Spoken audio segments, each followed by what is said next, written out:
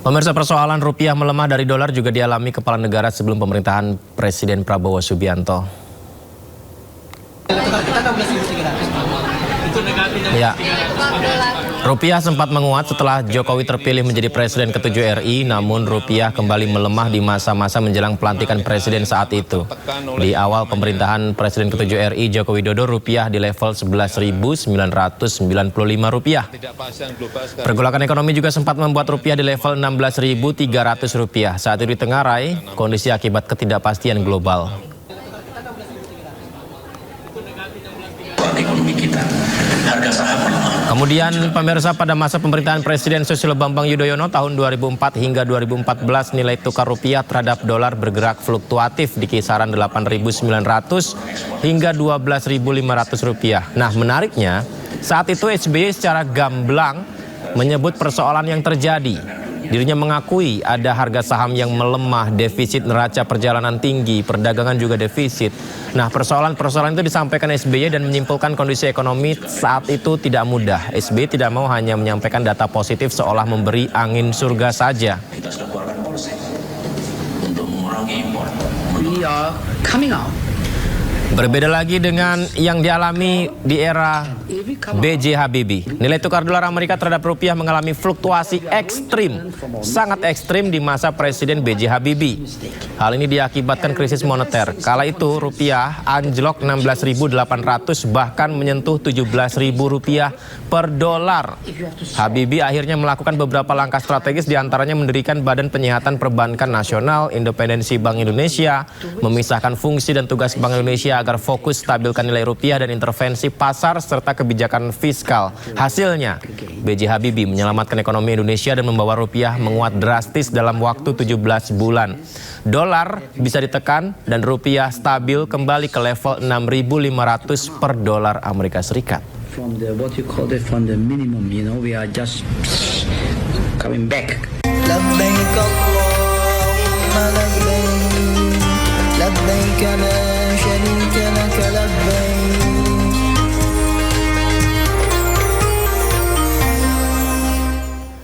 Pemerintah resmi menetapkan Hari Raya Idul Adha 1447 Hijriah jatuh pada Rabu 27 Mei mendatang. Sidang isbat penetapan 1 Zulhijjah 1447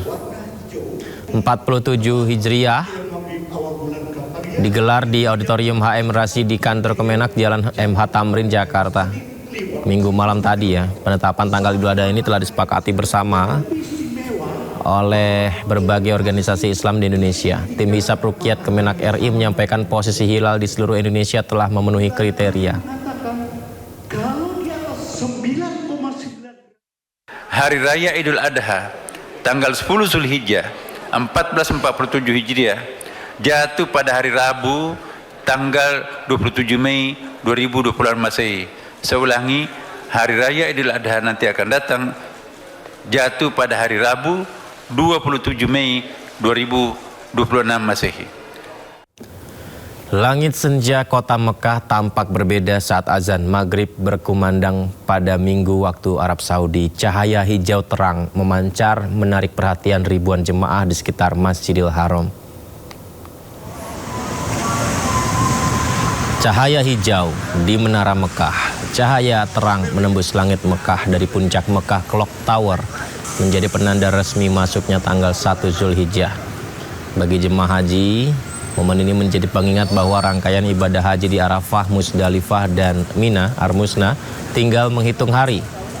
Memasuki bulan Zulhijjah, seluruh jemaah calon haji Indonesia dihimbau menghentikan umroh sunnah agar fokus menyambut keberangkatan menuju Arafah pada 8 Zulhijjah mendatang.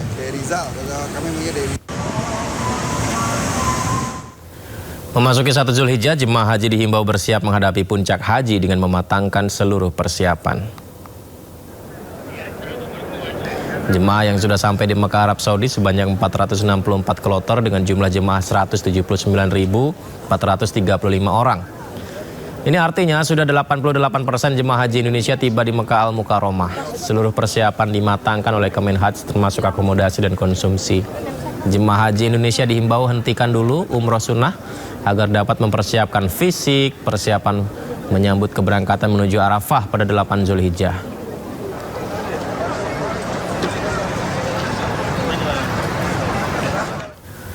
Kementerian Haji dan Umroh menganjurkan jemaah Indonesia untuk memilih tempat pembayaran dam sesuai dengan keyakinan fikih masing-masing. Langkah ini dilakukan agar pelaksanaan dam dapat memberikan ketenangan batin sekaligus menjaga kesempurnaan ibadah haji jemaah.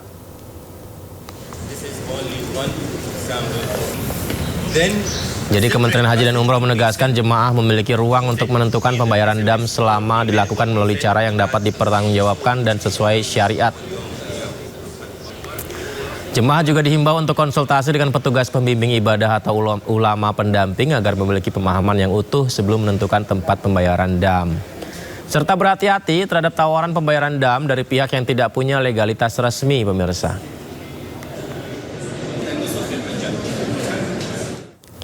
Memasuki 1 Zulhijjah, jemaah haji dihimbau bersiap menghadapi puncak haji. Berbagai persiapan terus dimatangkan agar puncak haji berjalan lancar. Berikut laporan rekan kami Eti Juwitasari dari Jeddah, Arab Saudi. Hari ini tanggal 18 Mei 2026 memasuki operasional haji hari ke-28. Jamaah haji Indonesia yang sudah sampai di Mekah, Arab Saudi sebanyak 464 kloter dengan jumlah jamaah sebanyak 179.435. Ini artinya sudah 88% jamaah haji Indonesia tiba di Makkah Al-Mukarramah. Nantinya para jamaah haji yang baru tiba akan melaksanakan umroh wajib secara bertahap. Dan hari ini merupakan hari pertama bulan Zulhijjah di Arab Saudi yang ditandai dengan cahaya hijau yang memancar dari puncak Makkah Clock Tower.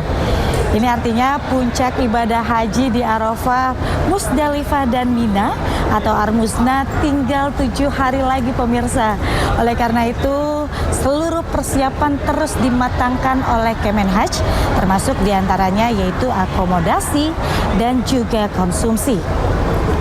Kementerian Haji dan Umroh atau Kemenhaj RI memastikan bahwa makanan siap santap atau ready to eat yang akan diberikan kepada para jamaah haji selama puncak ibadah haji sudah tersedia. Jemaah akan mendapatkan 15 porsi makanan dengan cita rasa Nusantara. Dan diimbau bagi para jamaah haji karena sudah memasuki bulan Zulhijjah untuk menghentikan umroh sunnah agar dapat mempersiapkan fisik dan juga mental dan fokus menyambut keberangkatan menuju Arafah pada tanggal 8 Zulhijjah mendatang. Dari Jeddah, Arab Saudi, Eti Juwitasari, MCH 2026 melaporkan. Seorang jemaah haji menjadi perhatian khusus petugas karena menolak naik bus menuju Mekah. Kenapa? Bukan tanpa alasan. Jadi jemaah lansia ini ternyata tidak mau meninggalkan istrinya dan ingin naik bus bersama-sama dengan sang istri tercinta.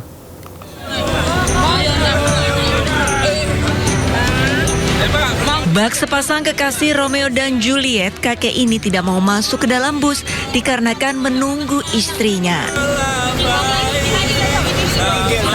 Kakek ini bernama Wardoyo menolak permintaan tugas agar lebih dahulu masuk ke dalam bus dikarenakan bus akan langsung bertolak ke Mekah.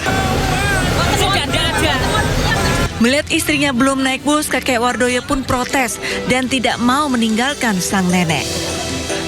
Akhirnya petugas menyisir keberadaan istri dari kakek Wardoyo. Kemudian petugas membawa kakek Wardoyo ke bus yang terdapat sang pujaan hatinya. Alhamdulillah. Bapak tadi kok nggak mau masuk, kenapa? Bapak nggak mau Karena masuk? belum ketemu ibu. Oh, belum ketemu. Yang tanggung jawab sama saya. Ibu tadi juga nyari Bapak nggak? Iya, oh. Iya tadi diajak tapi petugasnya nanti didorong gitu. Sekarang udah ketemu nggih Pak? Katanya akan keluar sebentar menemui teman. Nggih. Jadi saya tuh keluar tuh kok lama sekali. Oh, nggih. Tapi alhamdulillah udah ketemu cintanya Pak ya. Pasangan kakek Wardoyo dan nenek Rohania ini kini bisa tersenyum lega karena sudah bertemu tambatan hatinya dan bersama-sama menuju Mekah. Bus pun langsung bergerak dari Jeddah menuju Al-Mukarramah.